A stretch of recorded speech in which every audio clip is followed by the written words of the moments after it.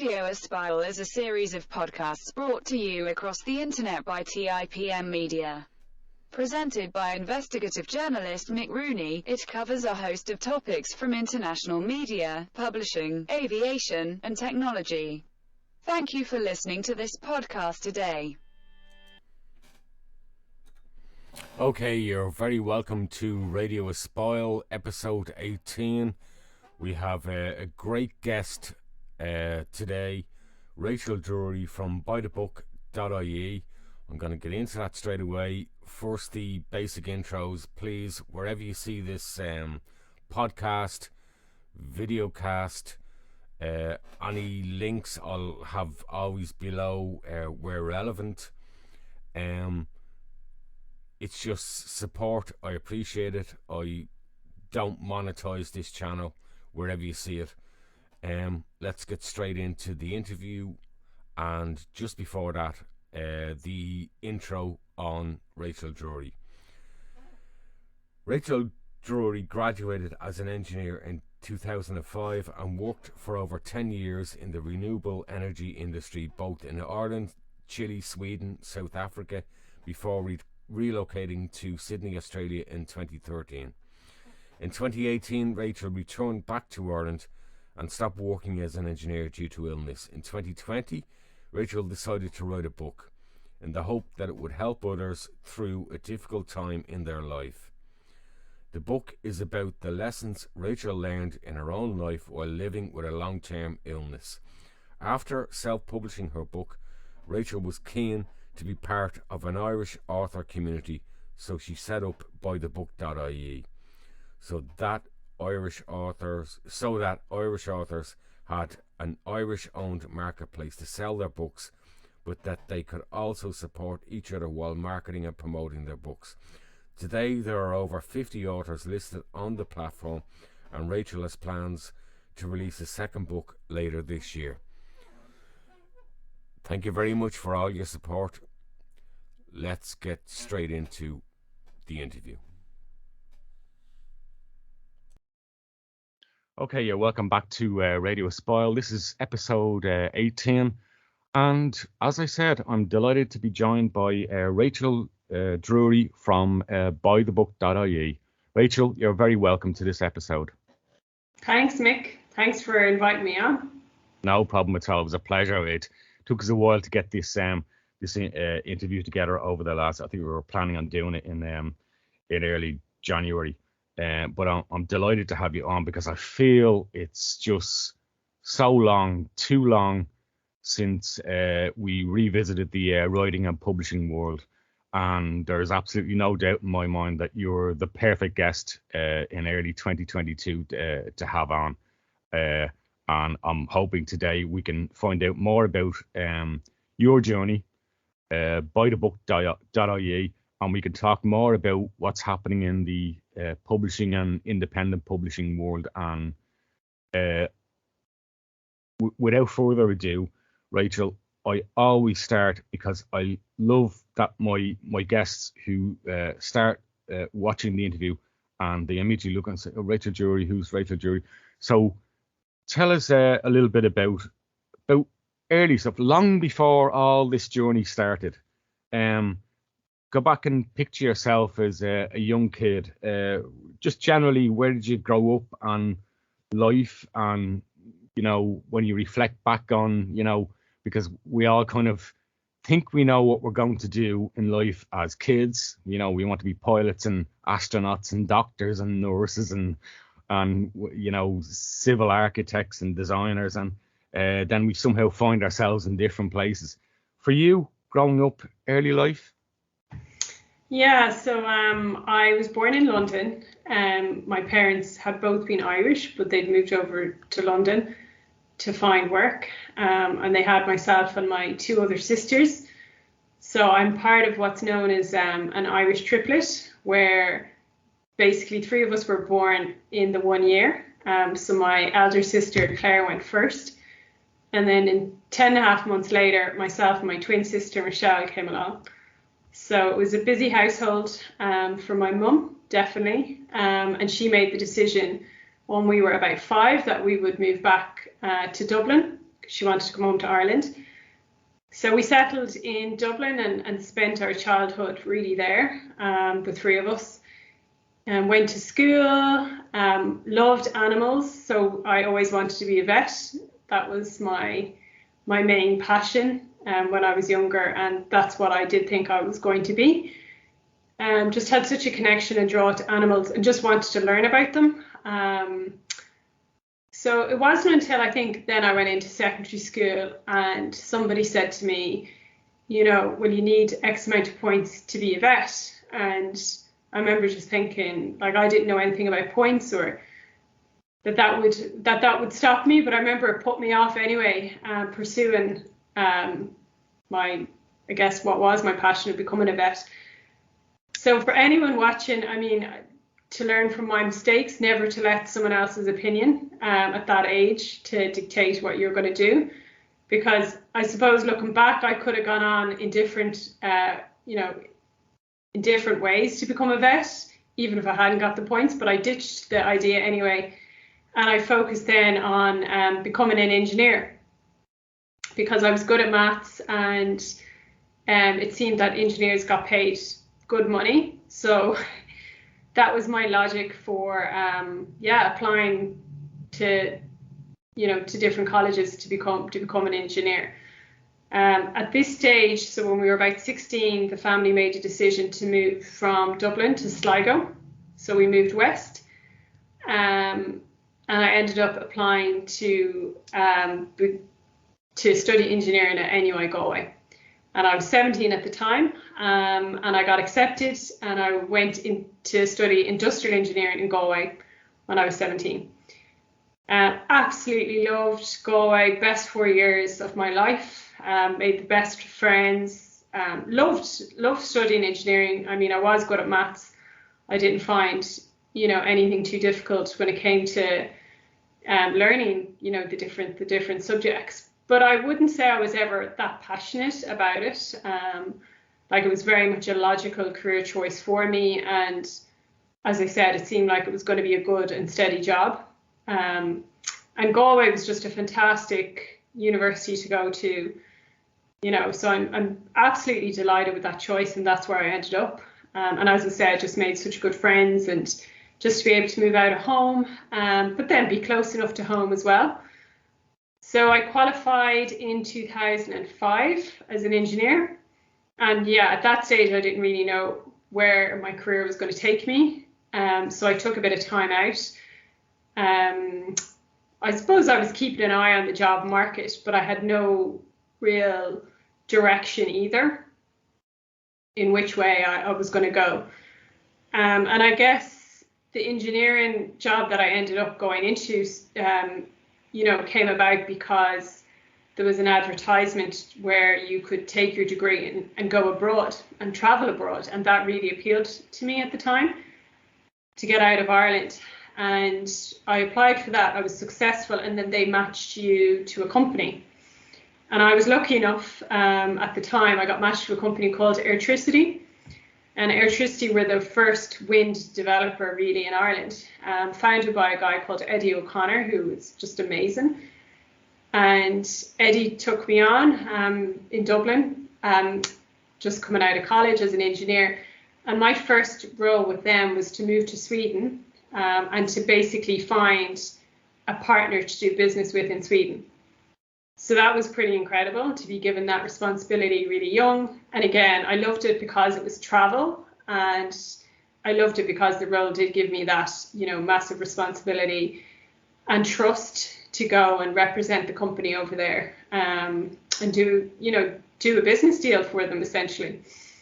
So that's how my career started. I loved it. I stayed with Airtricity for a number of years. I traveled abroad with them.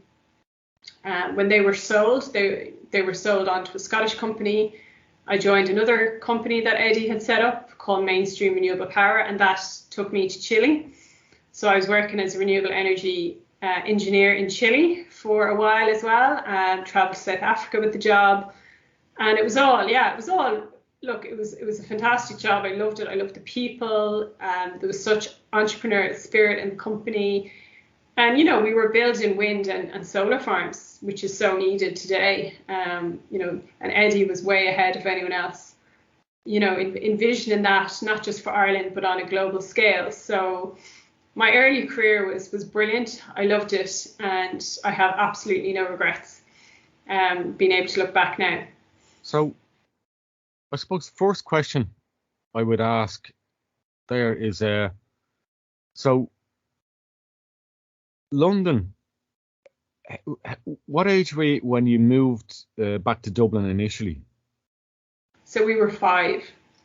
5, right. Okay. I've met so many Irish people who followed that journey where their parents were either Irish born, or one of them was English born, moved to London or to the UK somewhere, or perhaps even Europe, and then at an early age they kind of moved back, and then you've sort of followed that travel path. So, you know, you've named a lot of the places, you know, London to Dublin, work-wise to Sweden, Chile, South Africa, and I suppose that creates a bug, and I've found that that's a very common aspect with people who in their early and mid careers start to develop a very entrepreneurial spirit. And I grasped from you that was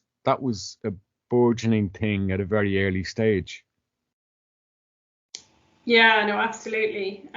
Like working for Eddie, you know, it was a fundamental part of the job that you did have that entrepreneurial spirit, and he gave you such responsibility to go and, you know, come up with ideas within the company. To some degree, it was like working for yourself, because you were given, you know, the opportunity to go and to make things happen. And there was definitely always part of me that, you know, was naturally entrepreneurial, or whatever, you know, you call it, where you just want to get out and get a deal done and think of different ways of doing things. Yeah, and I really felt that, you know, that early stage of my career really facilitated that with Eddie. I did subsequently go on to set up my own company in renewable energy with an investor. And again, that was, you know, complete freedom to do what I wanted within that partnership, which was basically to go and find investments in renewable energy in Ireland. But, you know, I suppose although I really enjoyed the work at the time, I had, you know, at the back of my head, I always had a feeling that it wasn't going to be forever. So, you know, on paper, there was nothing wrong with working in that industry. In fact, there was a lot of positives from it. But I always felt that there would be something else I would end up doing, even though at that stage I had no idea what it would be. Let's go to that, because yeah, entrepreneurial, renewable energy, wind farming. How does Rachel Drury at that age then somehow get introduced to the publishing world and writing? Because, you know, you haven't mentioned that was necessarily something, or was it something when you know, I don't get that impression it was something. So where did that transition come from? Yeah, so I suppose if I was to continue the previous career, where that ended up taking me in 2013 was Australia. And I was working over there, same job, but it was over. Yeah.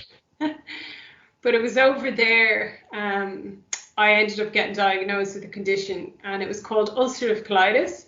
It's a very, very, very challenging condition, you know, which includes rapid weight loss. You lose your appetite, and the treatment is quite severe, actually, in terms of the medication to get the disease under control.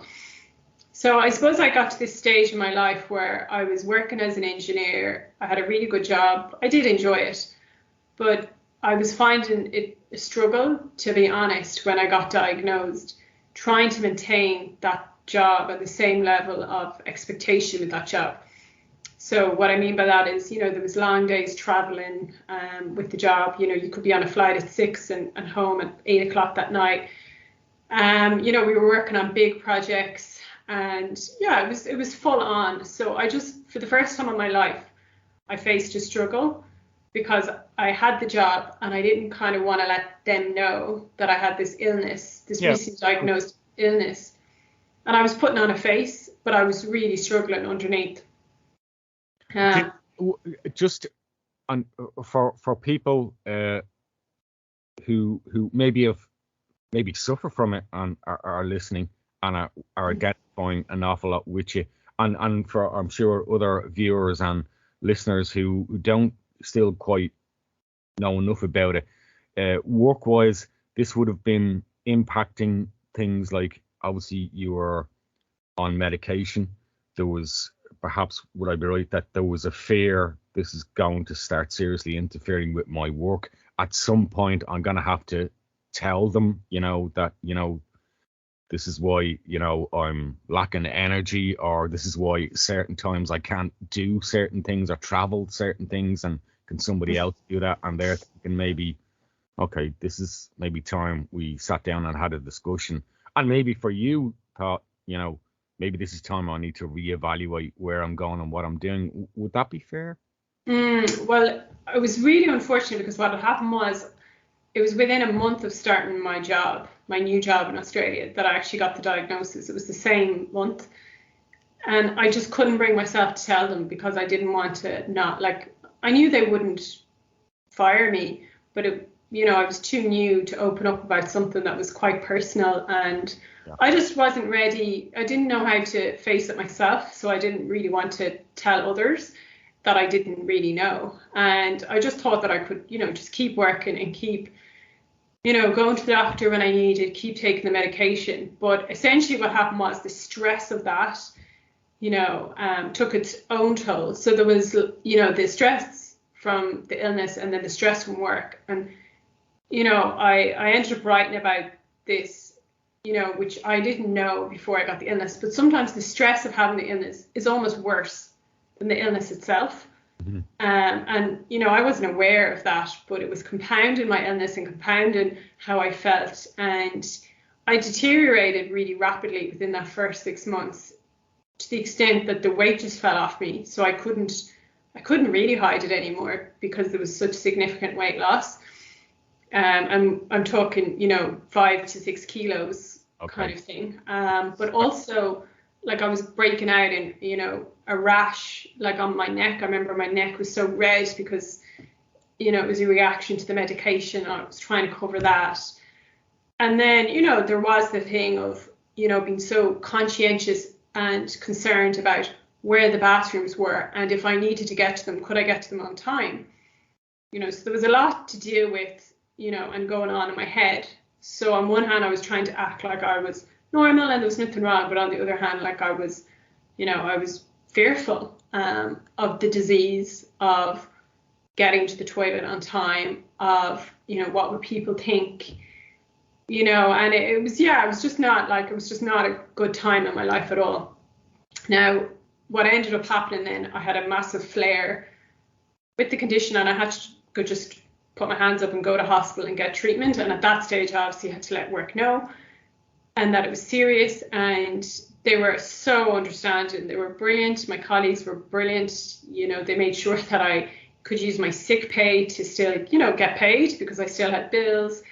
And I took that month off to get the treatment in hospital, to get myself right, and to get back to work. And then it was out in the open, and things were much better when it was out in the open. But I guess the illness didn't go away. And over a 3-year period, I still struggled with the illness itself, even though the work situation wasn't, I suppose, as stressful. And I to try different medications, and I just found some of the medications had terrible side effects. And there was a lot of days, I look back now, I just finished work and I go straight home to bed.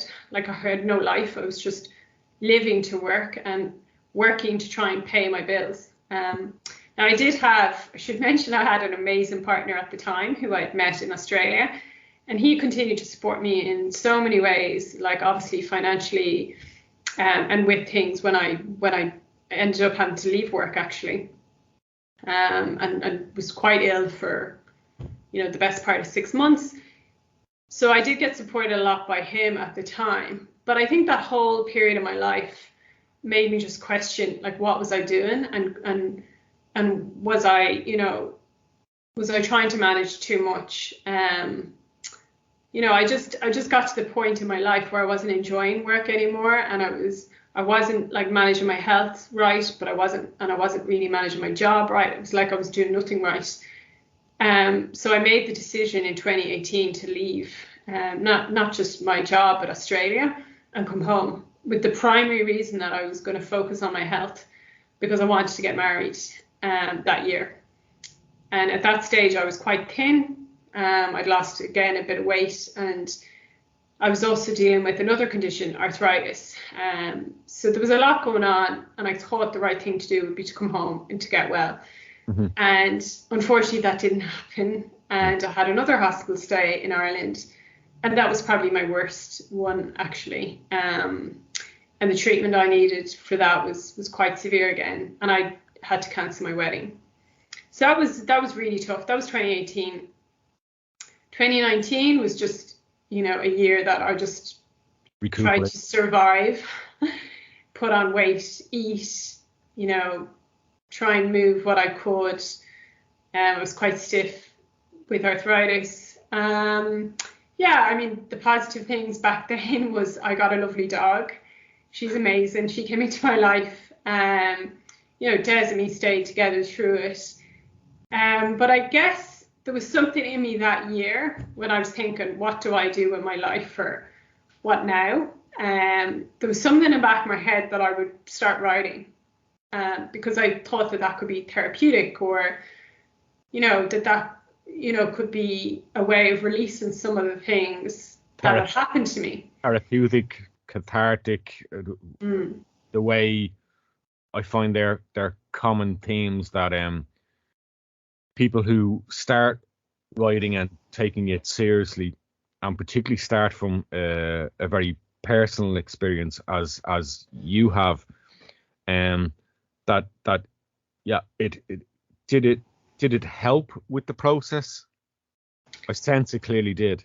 Yeah, well, it gave me something to do in the morning, because I remember, I was getting to the stage where I knew I couldn't go back, and probably didn't want to go back into employment. And I was that kind of person that enjoyed working and doing something productive. So I felt, opening up the computer and writing about this was my first book, which actually I haven't published yet, but my first book was actually the story of my life, and it was quite personal, and that's what I started writing, and that felt natural. So I've that, I suppose, mostly written. Whatever will happen with that, I don't know. But that was the book back in 2019 that I started to write. And it was actually then in 2020, and I just had this thing where I wouldn't publish a book about me. I would publish a book about the lessons that I had learned instead. Right, you weren't ready for the autobiography, and it seemed a bit too early, maybe. Yeah, there was something holding me back, and I didn't think that I wanted to share that with everyone. And I didn't, I genuinely didn't think people would be that interested in me or my story. And I thought it would be much more helpful to think about the things that I had learned, or the new perspective that I maybe had gained in going through this period of my life, and put a positive spin on a book, where people could pick it up and maybe think, oh yeah, some of that stuff is relevant to me, and it wasn't necessarily going into my personal life. So I ended up just kind of changing track completely. And every day then I would write about, what have I genuinely learned through all this? And I didn't want it to be a negative thing anymore. Because I was starting to see how my life was actually turning out to be better than I had ever planned. So I started to see that in 2020, that this illness that had come along, which I was so angry about for so long, it actually wasn't like a bad thing. Because I ended up at home in Sligo with my dogs, with Des, and living a completely different life than I had ever envisaged for myself. And that's what I wanted to write about. And all of a sudden, you know, I had things like gratitude. All of a sudden, like I was, you know, having to work on things like forgiveness and stuff that I was holding on to from the past. And there was all this, you know, development that I had to go through, that the illness forced me to go through. And because I had all this spare time on my hands as well, I thought if I could just write about that and that, you know, someone could pick it up and get something from it, well, then that's a positive thing. So I started writing every day and just as positive as I could be. And I wrote from everything I wrote about was genuinely something that I believed in or that I had gone through. And then I touched on a bit of my personal story at the end chapter, but like it's very light. And that was the book. So it's a degree of, I think in the notes for our program, I think I got the impression, and I think I'd went back on you'd previously done, I think it was with Ryan Turbiddy, you'd previously done a radio interview. So I kind of, it kind of triggered with me that this is this journey into writing and publishing for you and where you are now was kind of a story of, you know, salvation and illness, but a little bit more than just that as well. That you wanted the book to be about helping others, whatever their illness or their particular situation was. Would that be right? Yeah, that's exactly right. And it was when I spoke to, you know, when the book was ready, and I kind of thought to myself, what do I do with this now? Where do I send it? How do I get it? The biggest question everybody asks themselves. Yeah, how do I get it like in print? And now just didn't know anything. So as it would turn out, my dad knew of a lady called Kathleen McMahon, and she lived in Dublin. And he used to tell me how lovely Kathleen was, and Kathleen wrote a book and she was quite successful. And I remember thinking when he told me that if I ever write a book, I'll ring Kathleen. So then that's exactly what I did. I texted obviously her first, and I said, you know my dad, can I spare like 20 minutes of your time? And she was so lovely. She spared actually probably an hour, and just the nicest woman ever. And she just said to me, you know, about the book, well, these are your options. And that was the first time I ever even thought about like how I would get it published or what the options were. And, you know, she said, look, if you do, you know, go and get a traditional publisher, you know, your time frame is probably about 2 years. And I remember thinking, like, what, 2 years? And she said, yeah, typically this is, you know, and that's how like I just couldn't believe it. And I thought, oh no, like in 2 years time, I'll be sick of it. Like I don't want to, like, I want this out, you know. Yeah, I get it now, and that's an instinct, isn't it? That right? Yeah, I wanted it shared. I wanted it out in the universe, and whatever was going to happen was going to happen. But there was just no way I was waiting 2 years. So she was lovely, and she said, well, you know, like you can self-publish today as well if you want it quicker. So she basically in that hour like gave me an amazing like hour of her time and told me everything about the book industry and gave me tips. And I remember like I took down everything. I still have those notes today that she gave me. A blueprint for moving forward. Yeah. And funny to mention, if I might just interject, I'm almost certain in the last year or two I have heard of Kathleen Mahan, is it? Yeah. Yeah, I am almost certain I have heard. And if I'm not mistaken, and if you've got to know Kathleen better, you'll probably correct me or agree with me. I think, if I'm not mistaken, Kathleen has helped many fellow writers in this area. She may even have helped them set up publishing imprints, or actually set up, if I'm not mistaken, has she even set up her own imprint and assists writers and uses that imprint? Yeah, I'm not 100% on that now, Mick. I know she's involved in groups as well. She's very generous with her time, and yeah. It was lovely because we actually did an interview for our YouTube channel 6 months after that conversation, or about 9. So it was lovely to be able to go back to her then and actually formally interview her.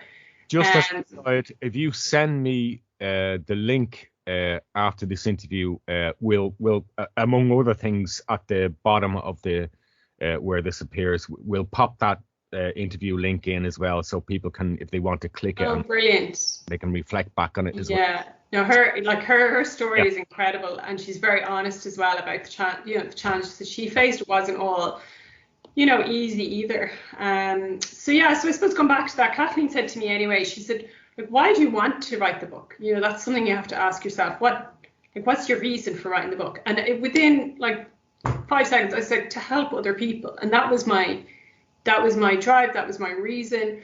And I remember thinking, if I could help 5 people, then that would be worth it. And the second piece of advice I remember getting was actually from my mother-in-law, which is Des's mum. And I remember saying to her, I'm thinking of this book and stuff. And she just said to me, isn't it a lovely stepping stone for you into something else?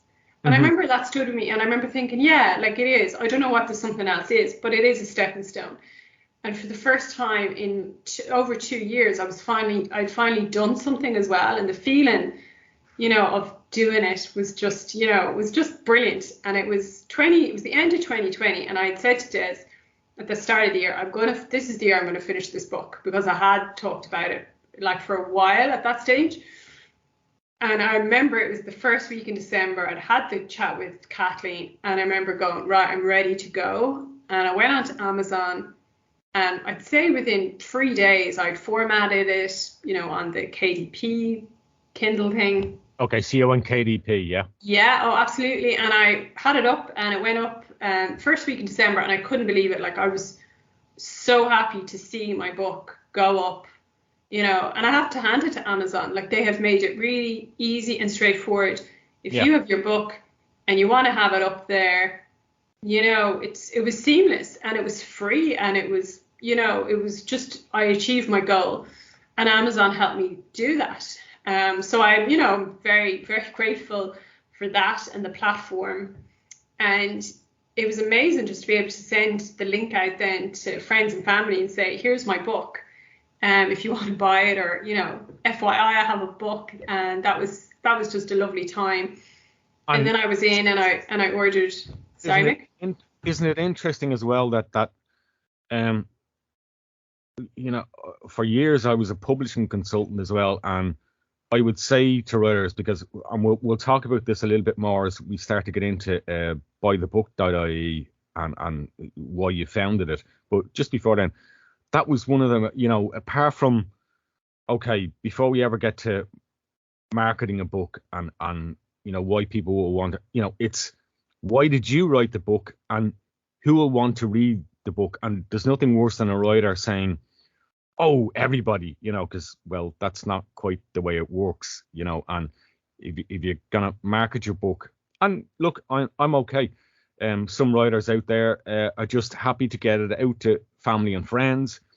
Other writers have spent so long on a writing project, sometimes a year, 2 years, sometimes 10 or 20 years they've been at it. And when it finally comes out, it's like, what the hell do I do now? Right, it's there. What am I supposed to do? I want to get this book to as many people possible. So how was the process for you as we start to get into that area? Yeah, so I didn't have any process at all. None. And I'm being totally honest. So my thought process was get the book done, which was like step one, get it up on Amazon, share it with family and friends, and also get the paper, getting the paper copy into my hands. That was kind of step one. And it was probably my mum actually who said to me, do you know, so this was like December 2020, she said, do you know Joe Duffy takes books in and this show? And I just couldn't believe that this could be an opportunity for my book. So I remember getting the copies from Amazon. If I might interject, just to clarify for our readers, we've listeners and viewers all over the world. Just to clarify, Joe Duffy is an RTE takes live calls, chats about issues of the day. But for, God, correct me wrong, Rachel, for I think it must be nearly 10 years he's been doing this. In and around the Christmas period, what he does is and Joe, whatever you might think of him, as a radio presenter, doing live discussions, he's very passionate about writers and independent and self-published writers in Ireland. And he dedicates his program. Initially, it was just for 1 day a year. I believe in the last couple of years, he's now extended it. 2. I think it's 2 or 3 It days. is 2, yeah, it's 2. Yeah. I don't know whether this year was the first year or the second year. And what he'll basically do is, for the hour and a half of his program, it's just boom, boom, boom, boom, boom. He'll introduce you to books. He'll talk to the writers. They'll have their quick 5 minutes to pitch the book. And I don't know how many Irish writers have told me, my God, when I got on Joe Duffy and just the boom and attention. And I could see from my website, my personal website, author website, just the traffic that started to come in, and the leads and the follow-up and the local interest, community interest and national interest. And it's become, and it might seem weird for me to say this, but it's become almost a yearly institution on his program now. So I just wanted to clarify that around for people who thought, what are they talking about? Yeah. So no, it helped you. You're right in everything you say, and I hadn't heard it until my mum said, "Get your book in." So I said, yeah. So I got the copies, got it posted in that first week in December, but I didn't hear back. So I do know he gets hundreds of books. He does. And yeah, and and you have to give it a go and whatever. But it wasn't meant to be. And I didn't mind, obviously, what it was. But I remember then thinking, right, I let Christmas go. Family and friends bought it, which was good. A few sales, bit of feedback, which was lovely. But I remember just having a really strong feeling in January when I sat down at my computer that I was going to try my best to get that book into the hands of someone high profile. And my logical thinking was I only needed one person high profile. That's it. To respond, just one. Marketing. Sometimes. Yeah. It's like I often think it's just like throwing snowballs at a barn door, and you keep throwing one snowball at the barn door after another, and you want to cover it in snowballs fully so it's all white. And then you realize that some of the snowballs that you first start throwing start to melt. And marketing can be a bit like that. But sometimes it just takes one person to latch onto the book and say, do you know what, here, everybody just got this book. I love this book. I like this book. It can be a customer or reader of your book. It helps a great deal if it's a journalist or somebody in media. But sometimes just that one or two opportunities, boom, the roller coaster starts. No, exactly. So I didn't really have a plan, but I just thought if I could get one person, to be interested, well then, it could reach much more than my family and friends. So I sat down on the Monday, and it was the first Monday in January. And my plan was I would email 5 high profile people every Monday morning until I heard back from one. And I was going to do that for the whole year. I was prepared every Monday morning, 5 people were going to get my email. And the email I wrote, it wasn't rehearsed, it wasn't whatever, it was literally from me. I said, I've written this book. I want to help other people. And I would really appreciate if you could help me reach people.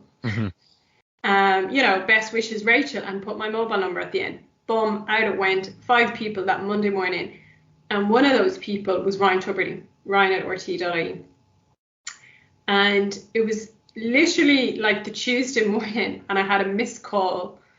I didn't know who it was from until I listened to the voicemail, and it was the RT Radio 1 producer saying to me, can you let us know a bit more information? And like, I remember in that moment, my heart just stopped. Like, I actually couldn't believe I'd heard back like that quickly, and that this was actually potentially going to happen. And I remember Des, saying to me, look, you have to, don't get too over excited. Like this, there'll be stages you'll have to go through. But I was super excited. I couldn't believe that they were interested in me or my book. So basically what happened was the producer came back and said, look, thanks for your email. Can you let us know a bit more about you? And I said, okay, no problem. So then I started emailing about, my story and just about, the illness and getting sick and leaving the job and cancelling my wedding, all that kind of stuff. And based on my personal story, because they're a personal story show, they said that they would run the story, and we were probably over and back for a month, and before they gave me the date, which actually was the 9th of February, 2021. So it's coming up actually a year this week. So I had the date. I was like so nervous because I'd never spoken on national anything before. I had no training at all. And I just remember thinking, I'll just tell my story and be me, which is exactly what I did. And yeah, it was a bit surreal, because when I got talking to Ryan, it did just feel like I was talking to him. Like, he's so good, and he made me feel so comfortable, and I just felt really relaxed about being open and honest with him. Mm-hmm. And I remember it just finished, and I remember just kind of going out to Des being like, well, how was it? And he, was like, it was really good, Rachel. And I remember being like, oh, like the sigh of relief. But isn't it interesting? This is one thing, and maybe you're not seeing it, but I can see it, and it goes back to the opening 10 minutes of our 10 or 15 minutes of our interview discussion. I think there was something inbuilt in you that helped with that process. And I always say to authors, if they ask me for advice, whatever it is, by all means, use professional help around you, whether it's designing the book, helping you with marketing, helping you to sell the book, to format, whatever aspect it is in the whole setup. And there's so many moving parts to it. But I think you probably underestimate yourself. You'd worked in the corporate world. You had to sell deals to people. You had to speak to people. Maybe you weren't doing it in walking out in a public auditorium or doing it live on TV or doing it live on radio. But clearly there was a hidden aspect there that you were sort of going into the depths of yourself that you'd experienced, and you took that. And I think every independent author has that. There's something about themselves that they can latch onto and use in an appropriate place. They're probably never going to be able to learn everything and do everything themselves, but there's always something from their world. It might be that something that helps them in writing the book, or it might be something that helps them in formatting the book because they're previously maybe did web design work or something, and they can grasp better than maybe other people would about formatting books and presentation of books and what books look like or what should look like. They might have worked in the print industry. They might have worked in the media industry. They might have worked in other areas of marketing. But I always believe there's something an author can bring to their book if they find that identity. And I think you found that. Yeah, well, I don't know what I found, but I think belief was a massive thing. Like, I believed that book was going to reach more people than my family. And I had no idea how, but there was a belief there. And, I'm a big believer as well in, the timing. When the timing is right, things can kind of happen for you as well. And I was willing to back myself too. Like, I was willing to keep contacting people until that one person came back. And when it happened, so soon, I ditched the plan because I was so focused on, getting that interview across the line.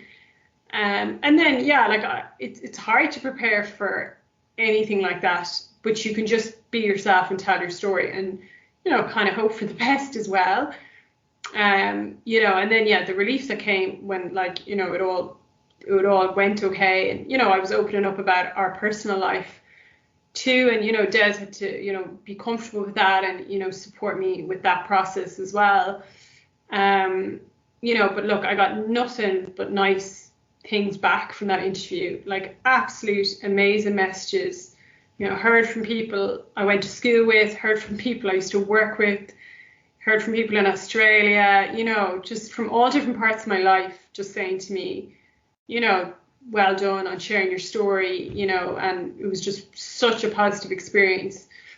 So I'm so delighted. I kind of went for it and just trusted that, it would be okay and things would work out.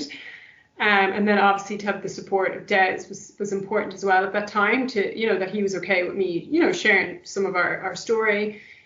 But I guess at this exact time that this all was happening was when, so on one hand it was amazing. I had my interview with Ryan, I had all these listeners, but literally the same week my book went out of stock on Amazon. And that was shocking for me, because I just assumed that it would always be in stock and that I would never have any issues with, the largest online bookstore in the world, that I would always just be able to sell my book. How has this happened? I couldn't, So on one hand, I had this opportunity with an interview, but literally at the same time, you couldn't buy my book. And I couldn't cancel the interview or postpone it or say, well, I need to just put this off until I figure out this technical issue. I couldn't do that. So I was trying, for 24 hours to get in touch with Amazon to say, can you please put my book back in stock? I have this interview, in Ireland. It's 200,000 people are listening. Please let my book be available to buy. And essentially all I got back from Amazon was, well, I'm sorry, but because of Brexit, we're having supply issues. And my heart was just, was just broken, because the whole thing was, I wanted my book to reach people, and now you couldn't buy it. And, I just remember the moment so well, just saying, no, I'm not going to let them, I'm not going to let this happen. So basically what I did was, over the weekend, which is actually today, a year ago. Exactly. A year ago, I looked at Des and I said, I have to set up my own website before this interview on Tuesday. So I had 48 hours to do it. And I was like, and I need to sell my book myself, and I need to do it quickly. And he just was like, but you can just get in touch with Amazon and, it'll get sorted. And I said, it's not that's not going to happen, and I can't take that risk. So I literally spent the weekend trying to set up a website to sell my book. And I did it. I had it up in 48 hours. Des helped me with the domain name and everything. And I remember we were over and back about what the name should be. And my name is kind of difficult to remember, Rachel Drury. It's not is that a D? Is that, how do you spell your name? And my book title is so long, it's actually Power to Fall and Power to Rise. And I remember thinking, no, I need something catchy. I need something people remember. And the name popped into my head. I said, that's it, buythebook.ie. That was the name. That was going to be the name of my website, to buy my book. And if I use that on radio, people should remember it anyway. Isn't it interesting that when I think about that and that selection of domain names, because people think, should I set up a domain name with the title of my book? Should I set up a domain name using my own name? Should I think of something different? It's interesting that, had you thought about things like, should it be Buy Their Book? Should it be Buy My Book? Because, of course, for you then, you didn't know where this was another opportunity, or where this might be potentially going as well. You were thinking of it in your space as an author with a book. Yeah, no, exactly. At this stage, it was, I need to sell my book, and I need to have something quickly, and what's a name that, is easy to communicate. And I thought buythebook.ie, and when I checked that the domain was available, I was surprised, because I was like, this is actually a really good name for a website. I would imagine if you went, and I've a very good friend in the United States who actually this was one of his major businesses, selling domains, and he would spend hours and hours every day, and he made it a living selling domains, but buying domains for next to nothing, but knowing, my God, I can't believe that domain is available, and somebody is going to be knocking on my door, emailing me and saying, oh, damn it, we wanted to use that. Here, give you $2,000 for it if you sell it to us. No, give me $5,000. And he has sold domains for 10, 20, 30, 40, $50,000. Wow. Yeah, I know it's The value to a company is extraordinary. But anyway, we digress. So yeah. No, so I got the domain name, got the website up, but basically, to cut a long story short, even though I had it up, we didn't have enough time for the security clearances to get the SSL certificates, and it just 48 hours was basically not enough time to have it up and ready so that Radio 1 or RTE would share the website name, basically. And I don't think that they necessarily share names, of websites. So basically what happened was, at the end of the interview, Ryan said, buy Rachel's book wherever you buy your books. And unfortunately, it wasn't available on Amazon, and unfortunately, it wasn't in any bookstore. Yeah. So I was completely and utterly, doing an interview with no real options for people to buy the book, ironically. And that's how I started. And I suppose I learned a massive, at that moment when all that happened, I learned the biggest lesson of, my new career and basically what was my new business, that no other author was ever going to be in that position ever again, where they needed a solution. Here's my question. And this is where we're really going to start getting into buy the book. We're going to move into looking at this area, because this is the core part of our interview. Yeah. But just as an intro to that, I'm thinking to myself, my God, that would be now. I'm not saying this as a writer or journalist. I'm not saying that I've been traditionally published. I've been self-publishing since literally 1990. I know how it works and all the ins and outs. But I'm thinking from your perspective. Okay, I've got this website. Buy the book. Okay, but what just explain to me, what were you doing? What was it? And this probably formulates what was going to happen with buy the book as a greater entity for other writers. You had this, so okay, you cleared all the security issues with it. I'm sure within that week it was then up and running. Yeah. You went in bookshops. You were just on Amazon. There was the issue with Amazon that I know is the issue with all print on demand that can happen, and there's nothing worse than a writer not grasping that. Look, a lot of these issues are down to print on demand, and your book goes in the queue and it's printed one at a time and it's drop shipped out.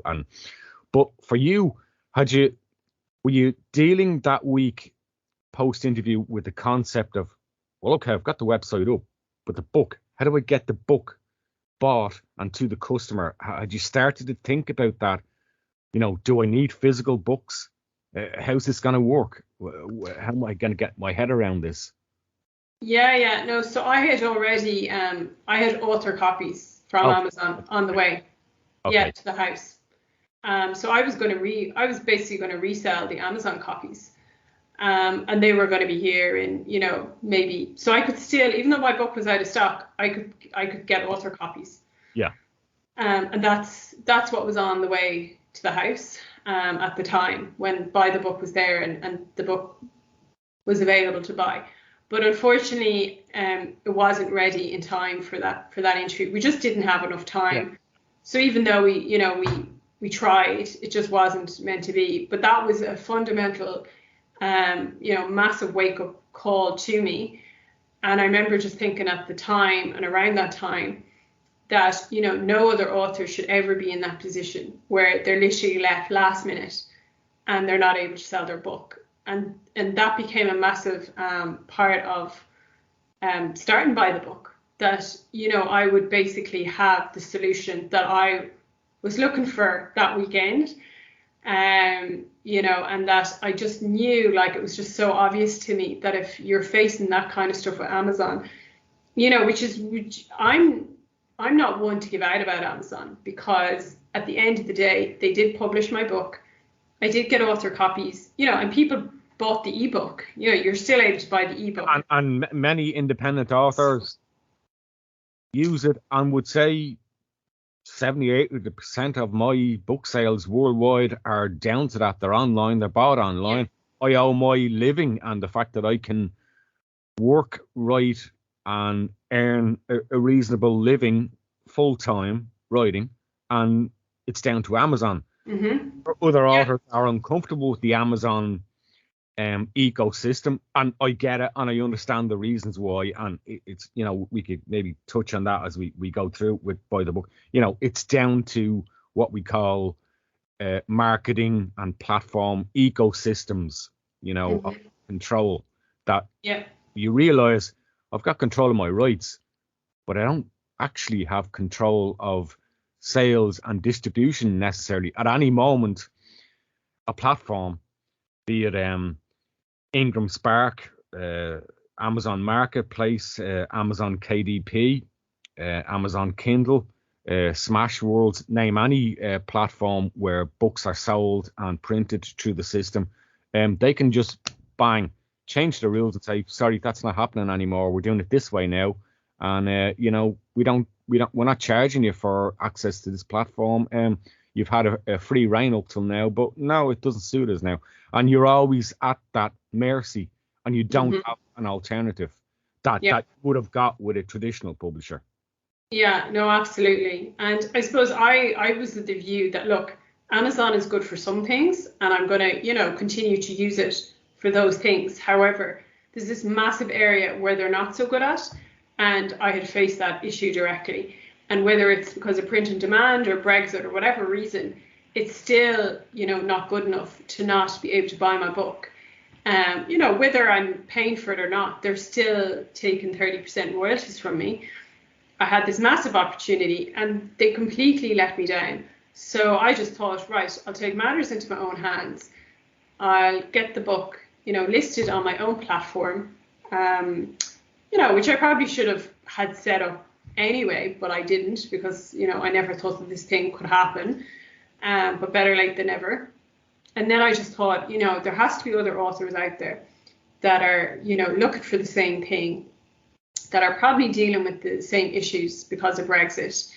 And wouldn't it be lovely to come on to an Irish-owned platform and see Irish authors come together in a, you know, in a way that is not displayed on Amazon? Because I had it in my head as well, you know, when your book is on Amazon, it just gets lost, like within thousands and thousands of other products, you know, which is obviously, you know, fair enough, because they are who they are. But I loved the idea of having a website where you saw all the books when you landed on the page. And that was kind of a thing I had in my head from the very start, that books could be showcased, you know, much better than on these you know, mega platforms. Multinational platforms, yeah, because Amazon sells everything from clothes to electronics and, you know, books. And yes, it initially had its origins in books, but it's become much more than that. And Amazon, as I always say to people, remember, Amazon is a sales platform for products. It's a warehousing and distribution center. It's a printer. In the last 10 years, it's become a publisher in its own right, literally, you know, a royalty publisher. It's got into business web services. Amazon is a be and end all behemoth now of everything, and it does deals and controls, and you know, would more than anybody understand this from the corporate world. And when you're a tiny part of that marketing place, you realize what you're up against when we have thousands of books being published throughout the world every day. Yeah, no, so I kind of found the experience, like, it was fine. It did what, you know, it did a lot of like good things for me, but I just thought, no, there has to be another way. And it was probably then about 2 weeks after the show, after I did my own interview with Ryan. Again, my mum said to me, it's funny, this is twice now, she said to me, you know, there was a lady on the news and she's self-published her own book and she's 95. And I just thought that this was incredible. So I went back and got the news clip. And there she was, Bridget Kavanagh at 95 with her book in her hands. And I just was blown away by this story. And her sons were there with her in the piece, and they had like helped her achieve her lifelong dream, and she did it at 95. And I just looked at Des and I was like, that's my first customer, that lady. So he, straight away we got on the Facebook page, because they were saying, oh, go on our Facebook page and order the book. And I was on the Facebook page being like, how do I order the book? Yeah. And I straight away had an example of someone who had a book, but there was no clear-cut way in ordering it. Yeah, and like drop me a message, or here's an email. Email me, yeah. There's a more mechanical and automated way to do this, and I think I can figure this out. Yeah, so straight away I got on and I said, hi, I'm Rachel. I've set up buythebook.ie. I had my own book on it at this stage. It was looking a bit lonely. But nonetheless, I said, please, let me call you to talk about how we can sell your mum's book. So anyway, I had a conversation with Declan. He did end up bringing me, like, they had hundreds of emails and interest in the book. And they sold a lot of books. But by the time I got to Declan, I said, you can list your book on my website. We'll do all the payment for you. It's really straightforward. And I sent him the link and everything. And he said, yeah. He said, that sounds good. And he said, oh, like, what's in it for you? And I said, I want to help you sell the book. Like, I think your mum's story is so good, and I want to make your life easier, and I want us to work together. And I just had a very, very strong urge that was my first customer, and it was going to become like much more than just, oh, I'll sell your book. And it did. So what happened was Declan listed the book, and he started promoting it on his end, and I was promoting my book on my end. And what would happen once a week is like we'd have a chat on the phone, and he'd say, do you know this bookstore is blah, blah, blah? And I'd say, no way. And then I'd get onto the bookstore, and then he'd say, do you know a bookstore in Donegal? And I wouldn't, but I'd find one, and I'd like negotiate a discount price, because that was good for his mum's book. And all of a sudden there was this like collaboration between the two of us, and it was just brilliant. Like, we both mutually benefited from working together. We both had like a high profile interview, which kind of leapfrogged us into selling our books. And we were trying to figure it out as we went, but it was so much easier when we came together to do it. And one of my favorite things between the two of us was actually figuring out the price of stamps, and how we could post a book instead of €9 for €6. And, there was these like special stamps that we could buy. And I remember we found them, and I think he found them, and then I tracked them down in the post office, and it was like this game changer that you could buy these stamps and send 10 kg anywhere in Ireland for €6. And it was just small things and working together that was just really enjoyable. My book went to America a few times because of Bridget's book. So someone would come on from America to buy her book, and then they'd just pick up my book because they were like listed together. So we were benefiting in so many ways. Like, the sales wasn't really, so when Declan said to me, what's in it for me? Like, genuinely, it was the enjoyment of working together. And I was indirectly testing the idea without kind of realizing it. Like, it was definitely the best market research I could have done, which was just jump in with another author and see, when you come together, is it better than, as I say, going it alone? Yeah. And it just was. And Declan like used to make me laugh so much, like with his stories every week. I got such a kick out of seeing his book ship, like not just to America but to Australia from our little website. It was just such an amazing experience. And then from his point of view, instead of manually dealing with orders with emails, all of a sudden he was just getting, the email from me that the order went through, and he was getting paid like directly within 7 days of the sale going through. So yeah, that was the start, and it was only the two of us for probably about a month, thereabouts. And then I remember thinking, like, it could have been in like March time. I said, okay, I'm going to go now and start tracking down other authors to join us. And I knew then, like I knew in my heart, I was like, this is what I'm going to do. And I need to now focus on growing the business and making it, making it more than just me and Declan. When I looked at Buy the Book, the first questions that I had was, I think it's the first thing that strikes you about, any company and any writing or publishing platform that you go on. You'll always say, okay, well, how can I sell my book? How am I going to make, royalties and money on it? And then when you grasp that bit, then you kind of pause and you say, yeah, but hang on a second. How are they making money? So I want you to, we'll go for two perspectives here. First of all, let's deal with it from author front as a website. There are, as I understand it, as a publishing consultant, there are really two models you can go to. One of them is an author comes to you.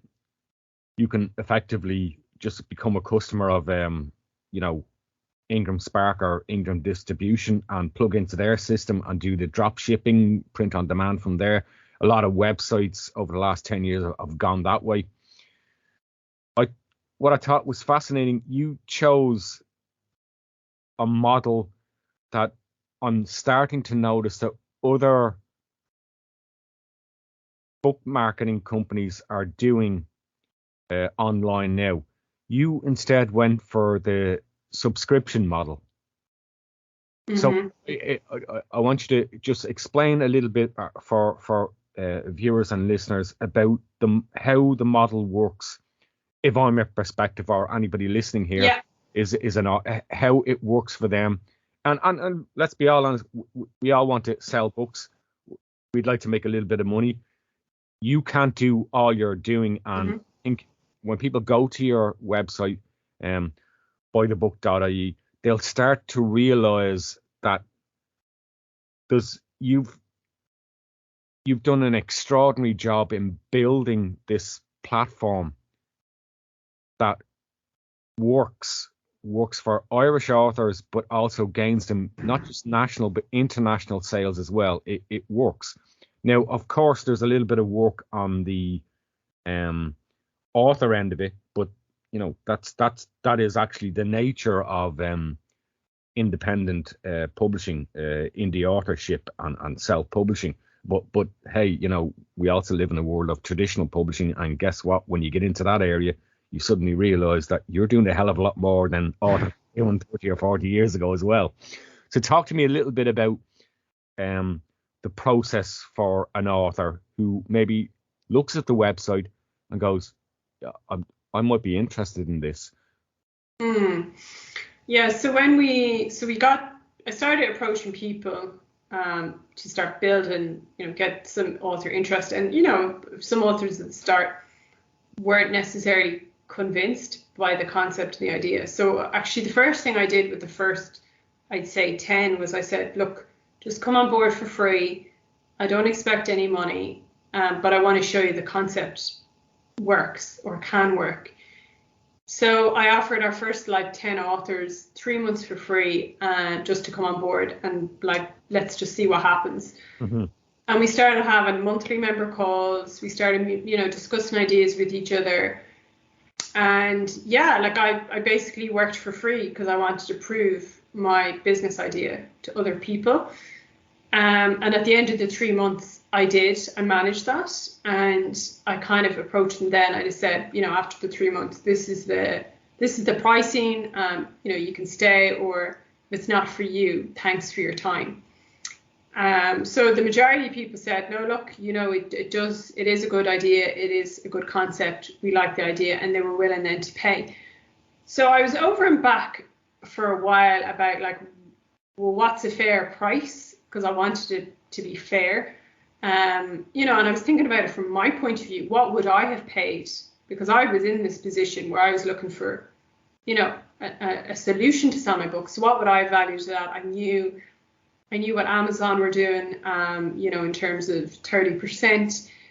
So I came to the decision that I didn't want to be emotionally involved in how many books someone sold and how much, you know, an author sold on my website. And I didn't want to have, you know, different relationships or different, you know, different sales with different people, and you know, some of them were selling. So I wanted an equal, like, playing field for everyone. And I suppose my thinking was, you know, I have a hosting fee for this website every month, you know, so I suppose as long as that's covered for now, you know, what's a fair kind of price? So if I can cover my costs monthly and know, then I don't like need to get involved with how many books people are selling. And this could be really innovative in the sense that an author actually takes home all the royalties and I don't get involved in royalties at all. And that's what I was leaning on. Like, if I could get my monthly thing and I knew how much I was getting every month, I could cover my costs, and then whatever people sold, they took home all the money. And then, you know, if there's authors selling more than others, it was nothing to me, because it was, you know, I was getting my monthly fee. So that's sort of what I was leaning towards. It was my gut feeling was going for that. And then I arrived at the cost of $15 a month. I felt that was a fair price. I was looking at my own costs, and I was sort of looking at it as well. Like, if you have your own website and you're paying monthly hosting costs, you know, I wanted to be competitive with that. So what I was trying to do was say, you know, to some authors, you know, instead of building your own website and getting involved with that, like, we will give you a website within our website at the same costs it would cost you to host your own, if not cheaper. So I was like trying to like get the balance where, you know, I was covering my own costs, I was given a competitive thing, and I was given the opportunity for authors to go out and sell as much or as little as they wanted. And then as well, you know, without realizing it at the time, you know, if our authors are out there, which they're entitled to do, because I'm about author choice, and they're out there promoting Amazon, you know, for me, it's like, well, promote what you want. Like, if that suits you to promote Amazon instead of buy the book, fine, because I'm not emotionally involved with the sales. And that separation was really actually good. So I support the author, whatever works for the author. I don't say, you know, because there are some marketplaces and they do say, oh, you know, why are you not advertising us? Why are you? I don't get involved with that with the authors. They pay me every month. That comes in, that covers my costs. You know, that was my kind of my thinking. And that worked quite well. And some authors have done extremely well on the website, and they've taken home every euro from every sale. And that actually makes me happy to see them, because that proves my business model works. And, you know, even though I mightn't take anything back out of that, it's like, it's still that feeling of, look how many people have visited our website, look at all those sales. And yeah, there is a part of me that thinks that money has come into an Irish business and out to an Irish author, and it has avoided Amazon. And that is my drive every single day. And that's not me bashing Amazon, but that is a massive thing for me. We are diverting money from them through Ireland and back out to Irish authors. Like, that is what I genuinely wake up every day and, like, you know, I'm most passionate about. And yeah, what we did was we put the member offer out. Most people signed up. So it was so the model is €15 a month, 0% commission, that we take, or, which is a very popular option, people can sign up for 6 months and they get that at a slightly discounted rate. And that's 6 months for 75. So some people, like, I know I'm one of them, I hate stuff coming out every month. I'd much prefer, you know, a year. A year is too long for me, because I didn't even know where the business was going to go. So I said, no, every 6 months. And that was a very popular option. And I'm glad anyway you brought it up, because what we decided then this year, just like the last few weeks, you know, I said to Des, well, look, I'm all about author choice and options. And like, I have built my business around what's best for the author. So I just thought about, like, maybe there's some of them and they want more of a hybrid option, and that they're happy with the commission, commission based with a membership. So we've just introduced a new option. So you can do 15 a month, 0% commission, the 75 for 6 months, 0% commission, or our new offer is €29 for 6 months and 10% commission. So that's kind of a mix. It's kind of, it's bringing together the two. Yeah. It's fascinating that you went, and I much prefer it. And I think more and more companies, be it newspapers, publishing platforms, are beginning to see there's much more lifespan in the subscription models. Yeah. No, look, I mean, it's good to have a mix of all three, because, when the 75s come in, they get reinvested into the business at the moment. Like, I'm reinvesting in Facebook ads, Instagram ads, marketing where I can. When the 15s come in, they very much cover, the ongoing hosting costs and anything we have there for the business. And then, the 29s, again. So a lot of the money is actually getting, recycled at the moment. But I am taking a longer term view of the business. And, for me, it's sort of, we're a year now, as of today. We've just gone over 50 authors, which I'm incredibly proud of. And I feel like we can only kind of grow from this point, because I haven't necessarily either really heavily promoted the concept. I've reached out within my capacity and as much as I can to let people know, but I haven't actually run like any proper campaigns. And that is my plan, like, for this year. And to try and get, like, I'm definitely going to try and push now more on the, the publicity side of things, to see what kind of promotion I can get in the media for, what is a really unique concept, which showcases Irish authors. It's good for them. So although, my business model at the moment, like, it works for me, it's sort of like I am taking a longer term view of the business. And another side of it will be, we're going to introduce monthly masterclasses. And the idea behind them is that I will go and find experts in their fields, in the book publishing world, and I will bring those experts in to buy the book. And every month we'll have a topic with those experts, and members will basically be able to access those classes for a much lower cost than people who aren't members. So, for example, our next masterclass is going to be on audiobooks and podcasts for authors, which is really interesting. So we've got a really, really, really great guy coming in to give us like a 2-hour talk on that.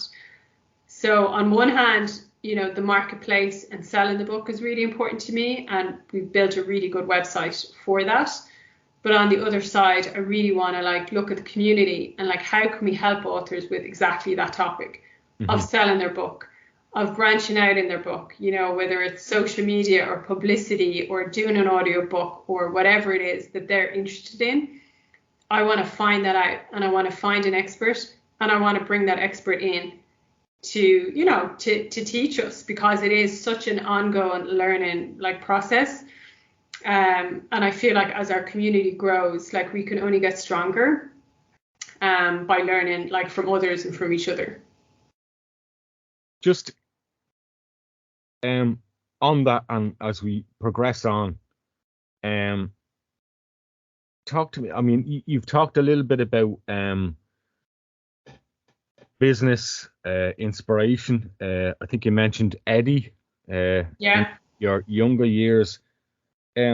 What I want to move on to is your own corporate marketing inspirations, the people that you admire, and perhaps we could talk a little bit about, you've talked about Buy the Book, but in general, the future of publishing, both for writers and publishers in 2022 and onwards. So someone I'm actually following at the moment, and I'm finding him really inspirational, is a guy called Mark Dawson. I don't know if you've come across him. And I think he has sort of laid out a pretty clear blueprint in how you can make your living as a writer. And from my point of view, I kind of was thrown in, I threw myself in, but like I threw myself into the deep end with this. And, when I had my book, I didn't really have a plan. And then I did, I suppose, figure it out as I went along. And it's only really this year, once we got the website up and we made sure that was working, because that was so important, and ironed it out. It's only this year that I'm saying to myself, okay, how do I become more of an expert in this field? And how do I really now actively help others with all those questions that, keep coming up from authors? How do I help my own members? How do I help people who are thinking of writing a book? Because fundamentally, I believe like we're only getting started really with the world of self-publishing and where it's going. And I think we only have to look at America to see, the trends over there and what's happening. And, I genuinely think self-publishing is becoming more popular over there than the traditional publishers. Now, again, that's not to diss or put down, that's not anything against traditional publishers. Yeah, there's a rightful place for a book. And at all. And, and I should probably say as well, like I did send my book to traditional publishers. I have no problem saying that, because I was interested to see, were they interested in my book and what, I wanted to go through that process. Now, I got 5 rejection letters back, and that's absolutely fine. And if a publisher ever came to me and wanted to do a book, I would, even though I do what I do, I would still have a conversation with them, as I think everyone should. So my fundamental thing is always about choice. Whatever is best for the author is what I support. And if that is going from self-publishing to traditional whatever works for them. But I want to be on the outside, supporting them and encouraging them and giving them confidence as well. To go for things and to take those chances and the risks that you kind of need to take. So I guess where I'm at now is, and people that I'm looking up to like right now is definitely Mark Dawson, just because I think what he's gone on to do is pretty incredible. And I have signed up to his courses and I've started them and they're really good. And, I have to commend him. He's tailored it in a certain way. It's really informative. And he is like setting out a roadmap for any author to build a profile and to sell their book. And that is something I want to learn myself more about. I think many people listening to this podcast, videocast as well, will also, and it might be interesting for you to reach out to him, who he might be very much interested in your some of your master classes as well. And the added bonus, he's Irish, is David Cochran. Okay.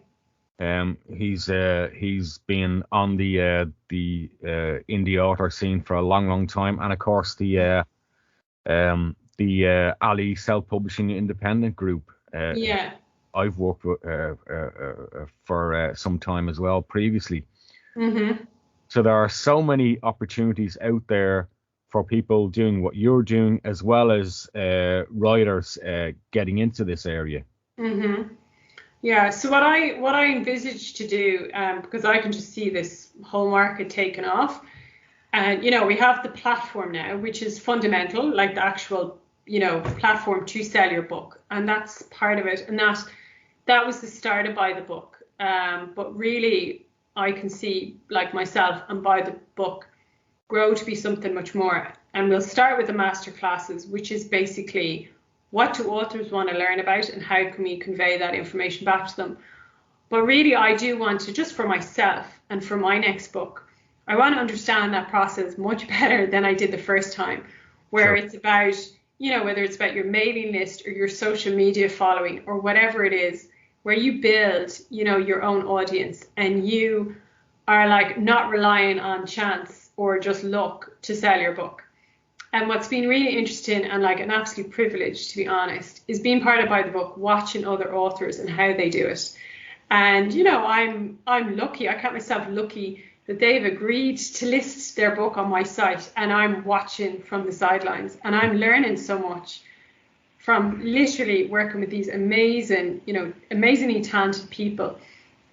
And, we're all at different stages, and, some people do just write a book because it was a goal or a personal thing and they put it up. And, it's it's sort of, you know, for them, not necessarily something that they want to, you know, actively market every day. And then there's others, you know, I know a girl like right now, and she's, you know, she's just incredible. She's doing radio interviews every second day, and her book is selling like fantastically well on our website. So she's really, really pushing it. She's going for it. She's really knocking on all the doors. And, you know, people have different approaches. I think we go through stages as well. Like, you know, and that's fine too. I mean, with my own book, like, you know, there was a burst at the start, then nothing. Then I got back into it. And, you know, I haven't done anything with my book for at least 3 months. It's like completely neglected. But, you know, I don't feel like there's anything for me to do with it. And I feel like, if anything, it's probably a second book for me, as opposed to trying to keep flogging the first book. What is that second book? What is the... Oh, you don't have to tell us now. No. It is mostly written, actually. The second one is a combination of the first one, the real personal one. Yeah. And then the kind of the lessony bit, but not like too lessony. So the one that I definitely see next is like a combination of, like, you know, this is a bit about my personal life without going too much into it. And also this like journey of like navigating an illness and the emotional impact that it has. And I really want to like touch on that. So I want to talk about like the guilt and the grief and the fear and the anger and all of it, like this kind of roller coaster. And I really want to like address that, because, you know, when they diagnosed me, it was always about managing the physical side of the condition and never the emotional. And we don't do so well on things like that when things happen in life, do we? And it's particularly, well, not particularly, but I see it more so in Ireland as well, that it's not something we've culturally and historically, particularly in recent times, obviously, the big C and the pandemic. That's a long conversation that is not going to go away in the coming months and years, and what we've all been through. No, look, I mean, definitely. And, you know, when you shove it away, like, it doesn't go away, you know, and it comes up to the surface in different ways. And it really doesn't help you get better, you know, when you're not processing the emotional baggage that comes with, you know, just your life changing and, you know, being upset. And like anger was a big thing with me, and like regret, and like looking at others and thinking, you know, well, like, why do they get to have kids and get married and I didn't? And, you know, like, it's just so negative. But it was part and parcel of, you know, my own journey, and I want to write about it and be really open and honest and being like, this is what I went through, because I feel ready now to like open up that part of myself, you know, and to try and like make others, you know, who might read it feel like, okay, well, I'm not alone in feeling that, or, you know, whatever it might be. So that is definitely the second book. But I suppose what I'm trying to do now is, you know, Buy the Book is my business, and I'm, you know, I want to be active in promoting that, helping authors, getting the Buy the Book word out there. And, you know, and as I said, like growing the community and getting those masterclasses going. But I suppose then the other side of it is that I will now teach myself as much as I can about selling a book and how to sell a book and how to get your audience and how to, like, you know, give it the best shot that you can. And I am going to learn that through, I suppose, Mark Dawson and other sources. And then what I would like to do is like put that into practice for my second book. And then again, be able to bring that learning back into Buy the Book and help members in whatever way that is. So it's sort of like, I did my first book, I threw myself into the deep end, I saw this opportunity, I just went for it, I put everything into it. And now part of me needs to take a step back and say, okay, you know, now you need to like up your game and really learn the trade and learn the business, because, you know, I'm not gonna say I know it all. I don't. I'm picking stuff up as I go.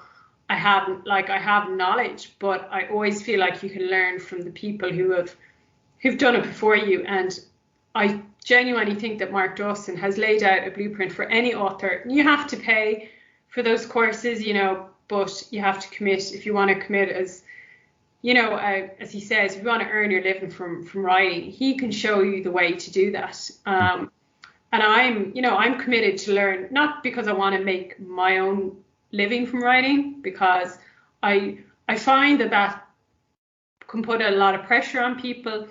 And I always feel with writing, it's good to have a few things going on, and to kind of spread it out, to feel like you have to pay your bills from your book and your writing is and of course, quite difficult. In fairness, I think this is one thing we shouldn't forget. Probably it might be an idea or a dream, but the vast bulk of writers, it's not necessarily their dream to earn a living from, writing. Not necessarily they have their own lives, and it's just something they feel inspired to do and just do and want to do as well as possible. It's necessarily a way of earning a living either. And I think that's often misunderstood. And when I first got into self-publishing, particularly around, I suppose, from 2005, 2006, I sensed there was a degree of push on writers, and some writers just felt uncomfortable. Maybe they just felt that, no, I just want to write one book and just that's what it was about. Some of them went on to write 10 books. Some of them didn't write another book, and that's not an issue. And some of them, like you, got into this sphere or area by writing a book and suddenly realizing there's a lot I can help other authors with. So self-publishing has created a huge community, and it's see that that's one of the areas in the coming years, that this year and in the coming years, that you want to build on, building that community as well. Yeah, no, absolutely. And like, there is such strength in numbers.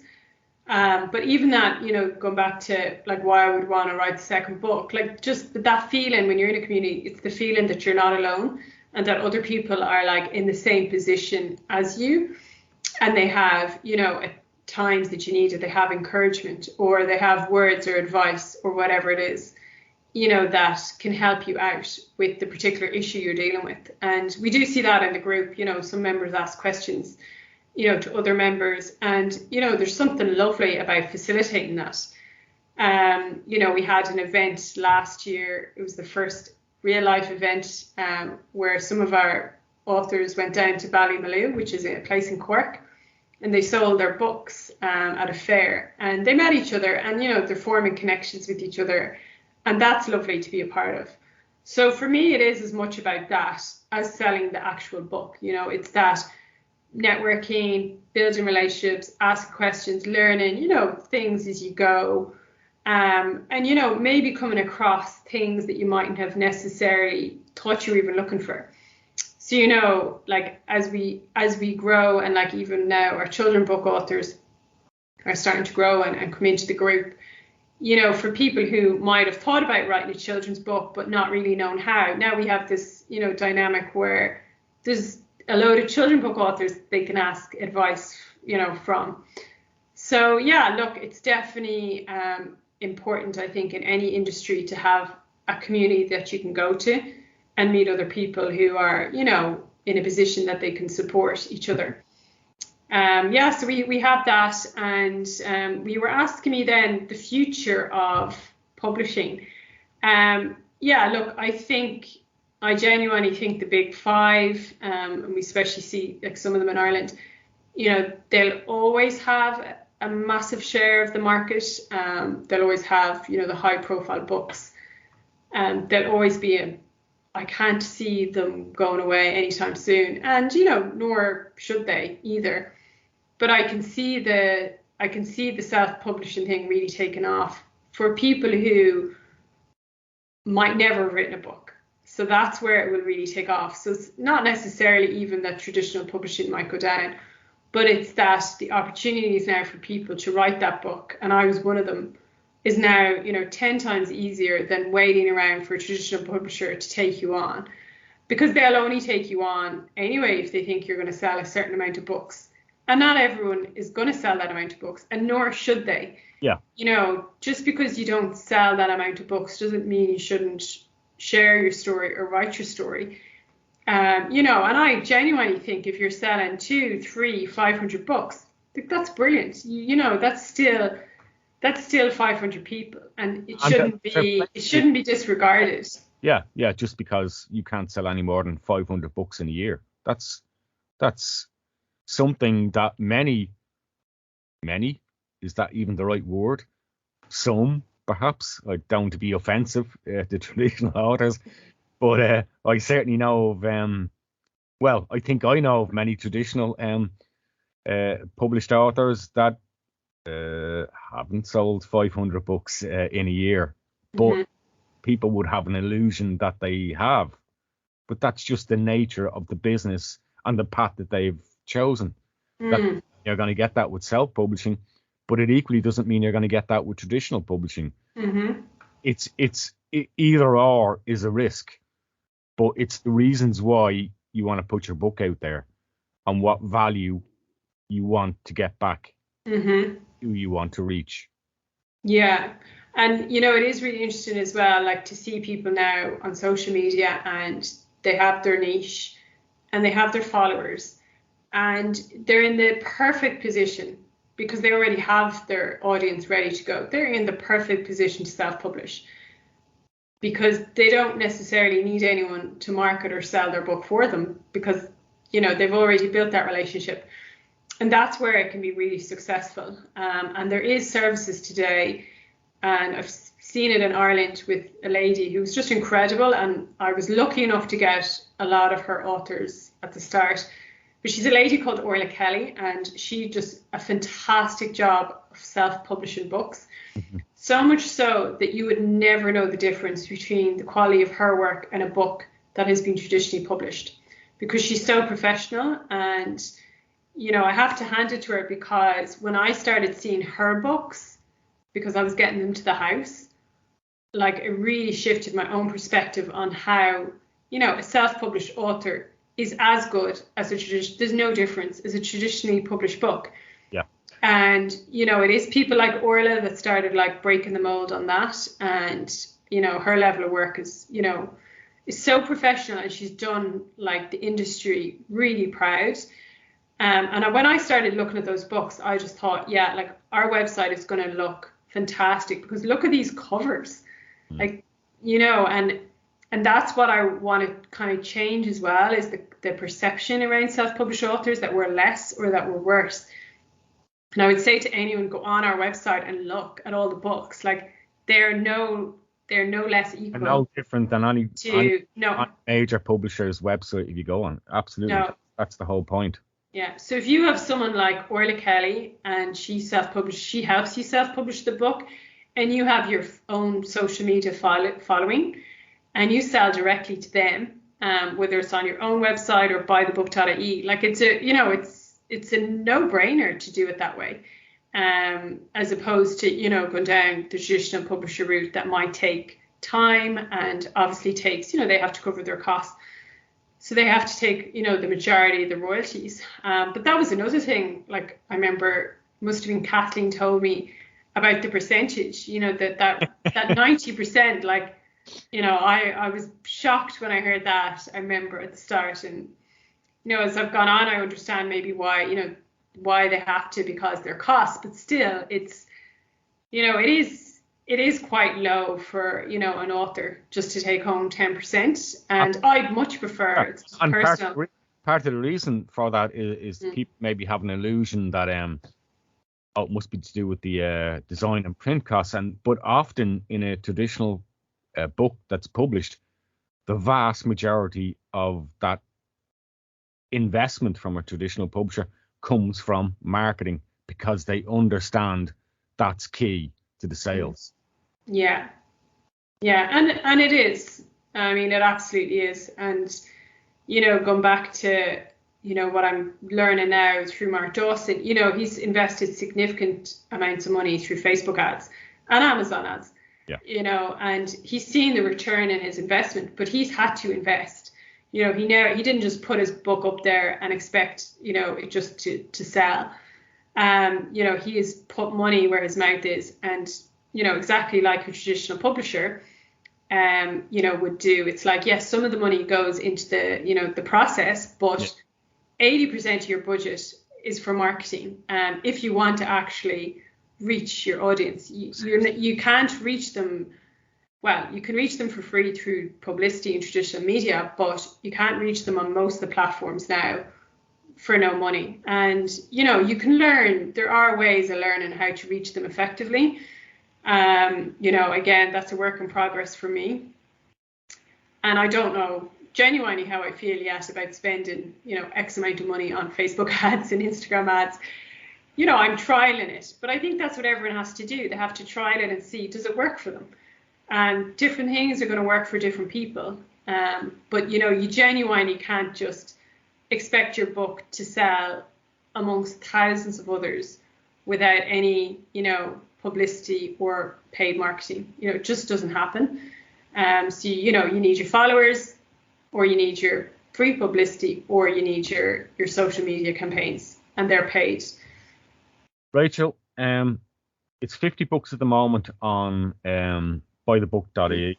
I hope one of the targets might be 500 books on buythebook.ie. It is. At the end of it. Well, that's good, because that would have been the target I suggested for you for the end of, say, December 2022. Just your final thoughts, and where do you think you're going to be in 2032? Now, there's a question for us to finish.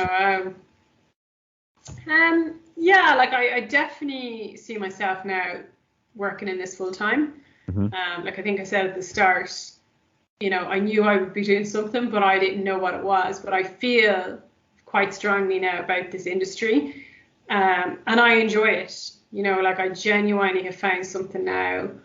And I know people say that, and like that used to really annoy me. If you enjoy it, it doesn't feel like work. But I genuinely enjoy what I do. And I, you know, when I see benefits, and as I said, when I see the book sell, like it makes me so happy.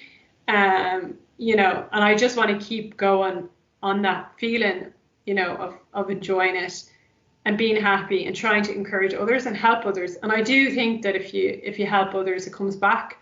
And that has definitely been the case, you know, with Buy the Book. And I've gotten such support back from, you know, people I've never met. Like, I've just basically met everyone online. Yeah. And they've really like had my back and believed in, you know, the business concept. And I just feel like now is the year, like I wanted to prove that, you know, the business model worked and that people would, you know, benefit from it. And on the back of that, I wanted to have a really good marketplace where when people went on the website, they were impressed. And I feel now this is the year to really promote Buy the Book and the authors and the concept and to grow it, while at the same time keeping it where I know them all, and I know them all by first name, and I respond to every email, you know, and I meet them online and we have, you know, the conversations to help each other. Like I still want to keep that even though we grow, and that as we grow, the members will benefit because there's more people in the community, and that can only be a good thing. And then, yeah, like how it like will evolve in terms of, you know, outside Ireland, I don't really know yet. And what I mean by that is in, you know, we have 2 authors at the moment, which is lovely. One is, so they're both Irish, but one is in America and one is in England. You know, so we are international, but, you know, I suppose I don't know how that's going to grow. Does Buy the Book grow outside of Ireland into different, you know, jurisdictions, or does it stay in Ireland and it have, you know, people in different countries, you know, part of our community? So how it evolves outside Ireland, I have, I suppose, no idea, because that would be the longer term. If I went to 2032, it would be like potentially a global network of Irish authors, or a global network of authors, because, you know, to some degree, there's no reason that the concept can't be global, which is basically, you know, we are an alternative to Amazon to sell your book, and we provide the platform. And on the back of the platform, there's a community, you know, and we will never sell thousands of other products. It's just not. Well, we couldn't do it because of the name. You won't be Buy going the book has limited us, but yeah, like I would just believe in that. You know, if we sell books, like we just always sell books. You know, and that's good for the customer as well. And you know, you have to bear that in mind as well, the customer experience. You know, I want people to come on the website who like books, and that it's a nice browsing experience for them, and that they would find books that they might not have otherwise found, and that they're all lovely. You know, the way they're laid out is lovely. You know, and that it is a good customer experience, because without our customers, you know, we don't have a business either. So yeah, I've tried to go at all angles, but fundamentally I am, you know, always thinking the author, and I'm thinking of them because I was in that position myself, and I still am and hope to be. And that, I think, is unique, you know, a unique position to be in, to build the business around something that you would want to join yourself and that you would value yourself. And that's what I always come back to. And perhaps as well, there's a way for, and I'm sure you've already thought about looking this, for Buy the Book to move into ebooks. Yeah. You're removing the physical need to ship books.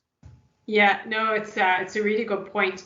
So again, I've come across, so it's a lot on the list of learning, but I've come across a thing called Book Funnel.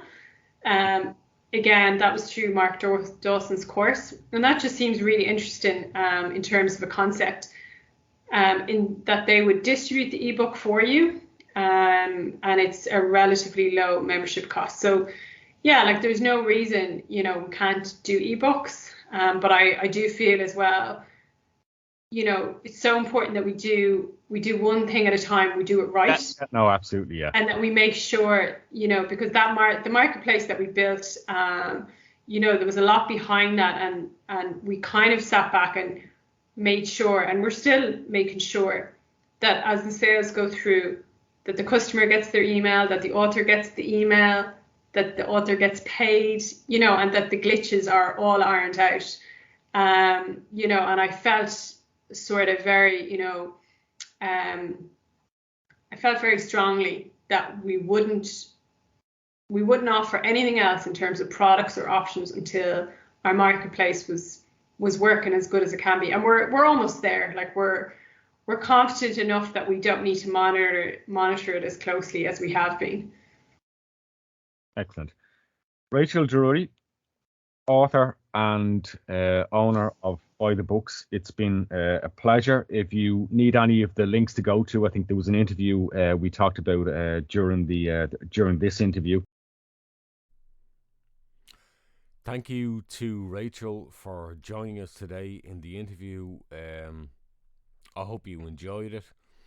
As always, just your only appreciation is a like, a subscribe, a follow wherever you see this.